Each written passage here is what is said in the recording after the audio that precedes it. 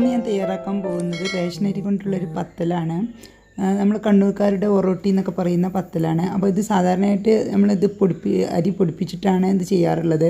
അപ്പോൾ ഇത് റേഷൻ അരി കൊണ്ട് മിക്സിയിൽ അരച്ചിട്ടാണ് ഞാനിത് തയ്യാറാക്കുന്നത്. അതിന് വേണ്ടിയിട്ട് ഞാനിവിടെ 2 കപ്പ് റേഷൻ അരി എടുത്തിട്ടുണ്ട്. അപ്പോൾ ഇതിൽ കുറച്ച് കച്ചറ എന്തെങ്കിലും അല്ലെങ്കിൽ ബ്ലാക്ക് റൈസൊക്കെ ഉണ്ടെങ്കിൽ അതൊക്കെ ഒന്ന് നുള്ളി പെറുക്കിയിട്ട് എടുക്കണം.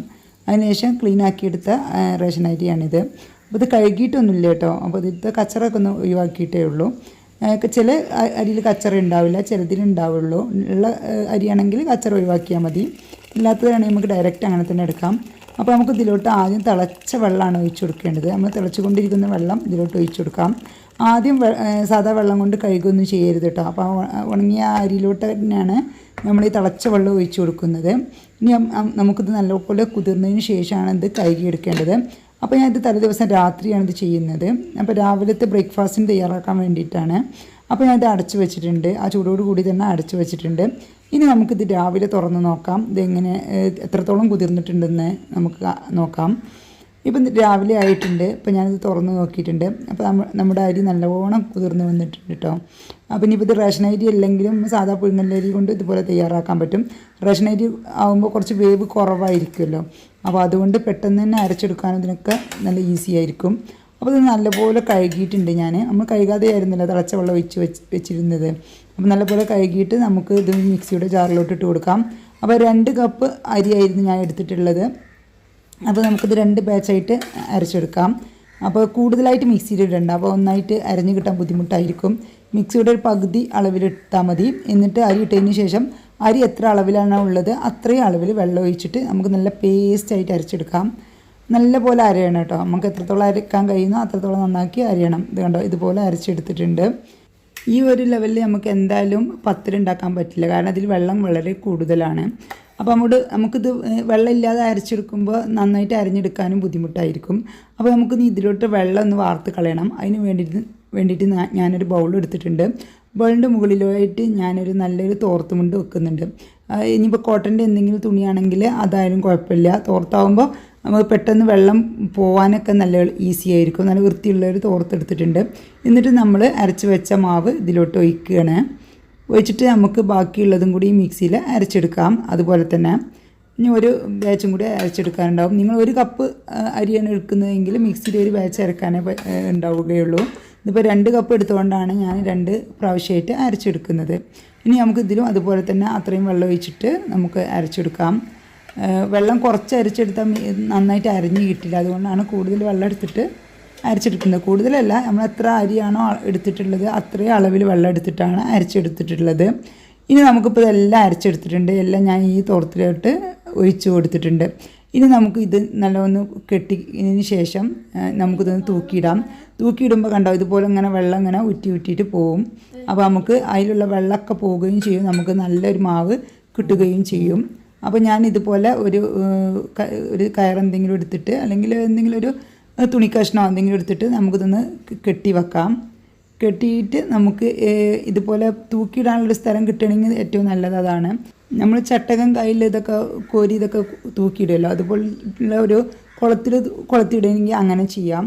എനിക്ക് ഇതുപോലെ പാത്രം ഹാങ് ചെയ്ത് വെക്കാനുള്ള ഇതുപോലുള്ളൊരു ഹുക്കുണ്ട്. ഇതിന്മേലാണ് ഞാൻ കുളത്തിയിട്ടിരിക്കുന്നത്.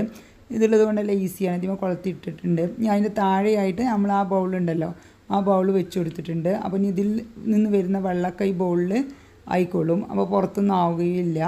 അപ്പോൾ ഇതുപോലെ നമുക്കൊരു 15 മിനിറ്റ് മിനിമം ഒന്ന് തൂക്കിയിട്ടാൽ മതി. ഇതിലുള്ള വെള്ളമൊക്കെ ഒന്ന് പോയി കിട്ടും.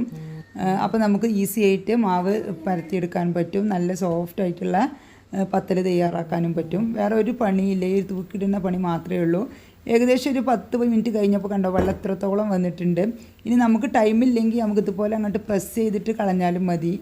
കണ്ടോ, ഇതുപോലെ പ്രസ് ചെയ്യുകയാണെങ്കിൽ വെള്ളം ഫുള്ളായിട്ട് പോയി കിട്ടും. അങ്ങനെ ആകുമ്പോൾ നമുക്ക് പെട്ടെന്ന് തന്നെ എടുക്കാൻ പറ്റും. പക്ഷേ ഞാനിത് പ്രസ് ചെയ്യാൻ നിൽക്കുന്നില്ല, കാരണം എനിക്ക് ടൈമുണ്ട്, സാവധാനം ആയാൽ മതി. അതുകൊണ്ടാണ് ഞാൻ ഇതുപോലെ തൂക്കിയിട്ടിരിക്കുന്നത്. ഇതുപോലെ പ്രസ് ചെയ്യുമ്പോൾ പെട്ടെന്ന് തന്നെ വെള്ളം പോകുന്നിട്ടു. കണ്ടോ, ഇതുപോലെ പ്രസ് ചെയ്താൽ മതി. അപ്പോൾ നമുക്ക് പെട്ടെന്ന് തന്നെ പരിപാടി കഴിയും.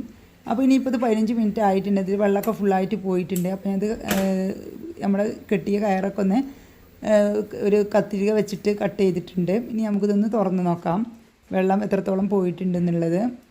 അപ്പോൾ ഇത് ഇനിയിപ്പോൾ നിങ്ങൾക്ക് ഈ തോർത്തിൽ കെട്ടി വെച്ചെന്ന് വിചാരിച്ചിട്ട് ഇതിൽ പറ്റി പിടിക്കൊന്നുമില്ല. നല്ല ഈസി ആയിട്ട് തന്നെ മാവ് ഒന്നും പറ്റി പിടിക്കാതെ തന്നെ നമുക്ക് കിട്ടും. നല്ല സോഫ്റ്റ് ആയിട്ടുള്ള മാവ് കിട്ടും. പിന്നെ നമുക്ക് ഇതൊന്ന് വേറെ ഒന്ന് കുഴച്ചെടുക്കേണ്ട ആവശ്യമില്ല. അത്രക്കും സോഫ്റ്റ് ആയിട്ടാണ് കിട്ടുക. കാരണം നമുക്ക് വീണ്ടും കുഴച്ചെടുക്കേണ്ട ഒരു ആവശ്യമില്ല. പെട്ടെന്ന് കുഴഞ്ഞ പോലെ തന്നെ ഉണ്ടാവുക. കാരണം നമ്മൾ ഇത് പല പ്രാവശ്യം പ്രസ് ചെയ്തതല്ലേ ഈ തോർത്തുമുണ്ടിൽ വെച്ചിട്ട്.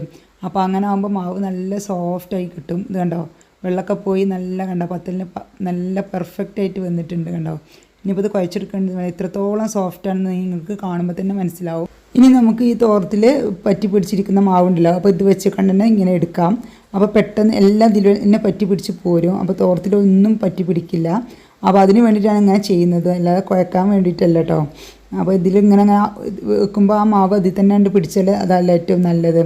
പിന്നെ നമുക്ക് ഈ തോർത്തിൽ പിന്നെ ഒന്നും ഉണ്ടാവില്ല. നമുക്ക് വെറുതെ ജസ്റ്റ് ഒന്ന് വെള്ളം കൊണ്ട് കഴുകിയാൽ മാത്രം മതി തോർത്ത്. വേറെ ഒന്നും ഇതിൽ ഒട്ടിപ്പിടിക്കില്ല. ഇത് കണ്ടോ, ഇതുപോലെ എല്ലാം ആയിട്ട് വന്നിട്ടുണ്ട്. ഇനിയിപ്പോൾ ഇത് കുഴച്ചെടുക്കുന്ന ആവശ്യമൊന്നുമില്ല. നമുക്ക് ഇനി ഇത് ബോളുകളാക്കിയിട്ട് പത്തലുണ്ടാക്കിയാൽ മതി. തോർത്തിൽ കണ്ടോ ഒന്നും പറ്റി പിടിച്ചിട്ടില്ല. വെറും വെള്ളത്തിലൊന്ന് വാഷ് ചെയ്താൽ മതി. ഇനി നമുക്കിത് പത്തലുണ്ടാക്കാൻ വേണ്ടിയിട്ട് ഓരോരോ ബോളുകളാക്കി മാറ്റാം. എത്ര വലുപ്പമുള്ള പത്തലാണ് വേണ്ടത് അതിനനുസരിച്ചുള്ള ബോളുകളാക്കി മാറ്റാം. എല്ലാം നമുക്കിതുപോലെ ബോളുകളാക്കിയിട്ട് മാറ്റാം. അതിനുശേഷം നമുക്കിത് പരത്തിയിട്ട് ചുട്ടെടുത്താൽ മതി.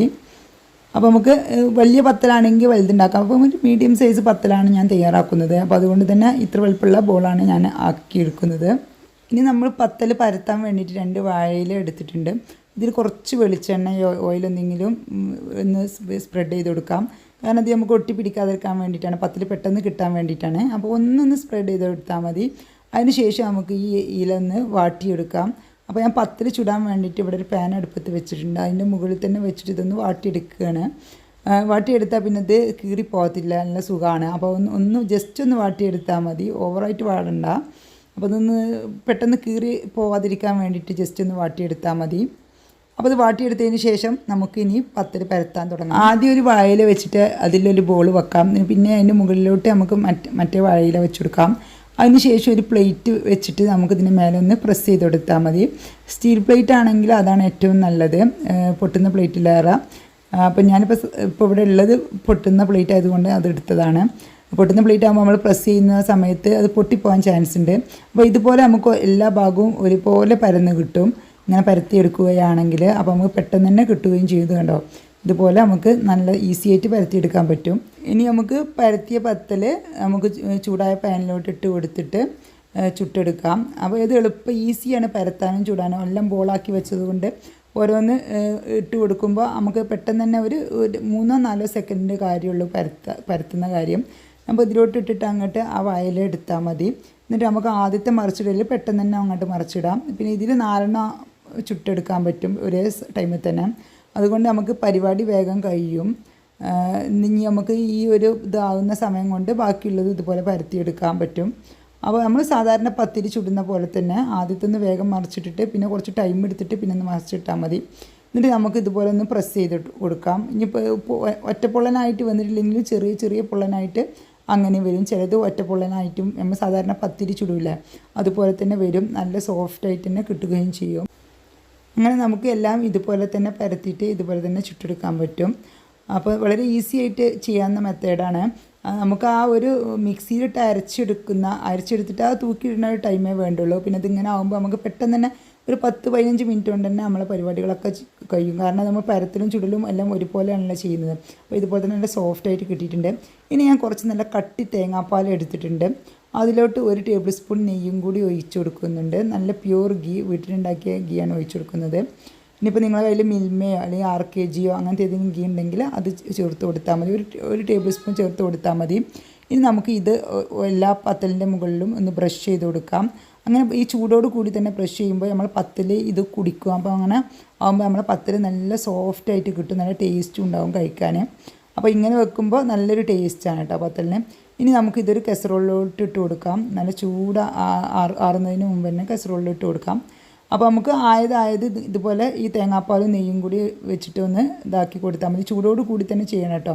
ഇനി നമുക്ക് ബാക്കിയുള്ളതും കൂടി അതുപോലെ ചുട്ടെടുക്കാം. ഇതുപോലെ ഞാൻ കസറോളിലാക്കിയിട്ടുണ്ട്. അപ്പോൾ ഇതുപോലെ തയ്യാറാക്കി നോക്കിയിട്ട് എല്ലാവരും ഫീഡ്ബാക്ക് അറിയിക്കുക. എല്ലാവരും വീട്ടിലിപ്പോൾ റേഷൻ അരി ഉണ്ടാവും. അപ്പോൾ തയ്യാറാക്കി എടുക്കാൻ വളരെ എളുപ്പമുള്ളൊരു പത്തലാണ്. നമുക്ക് അരി പിടിപ്പിക്കൊന്നും വേണ്ട. ഇനി ഇതിലോട്ട് ഞാൻ തയ്യാറാക്കിയിട്ടുള്ളത് നമ്മുടെ ചിക്കൻ കുറുമയാണ്. ഇതിൻ്റെ റെസിപ്പി ഞാൻ മുമ്പ് അപ്ലോഡ് ചെയ്തിട്ടുണ്ട്. വേണമെന്നുള്ളവർക്ക് ലിങ്ക് ഞാൻ താഴെ കൊടുക്കാം. ഒന്ന് കാണാത്തവരൊന്ന് കാണുക കേട്ടോ. അപ്പോൾ ഇതിലോട്ട് നല്ലൊരു കോമ്പിനേഷനുള്ള ഒരു കുറുമയാണത്. അപ്പോൾ എല്ലാവരും ഇതുപോലെ തയ്യാറാക്കി നോക്കിയിട്ടൊക്കെ ഫീഡ്ബാക്കൊക്കെ അറിയിക്കുക. ഇഷ്ടമായ ഫ്രണ്ട്സിനും ഫാമിലിക്കൊക്കെ ഒന്ന് ഷെയർ ചെയ്യുക. ഇതുവരേക്കും നിങ്ങൾ ചാനൽ സബ്സ്ക്രൈബ് ചെയ്യാതെയാണ് കാണുന്നതെങ്കിൽ ഒന്ന് സബ്സ്ക്രൈബ് ചെയ്ത് സപ്പോർട്ട് ചെയ്യുക. അപ്പോൾ എല്ലാവർക്കും എൻ്റെ നന്ദി, നമസ്കാരം.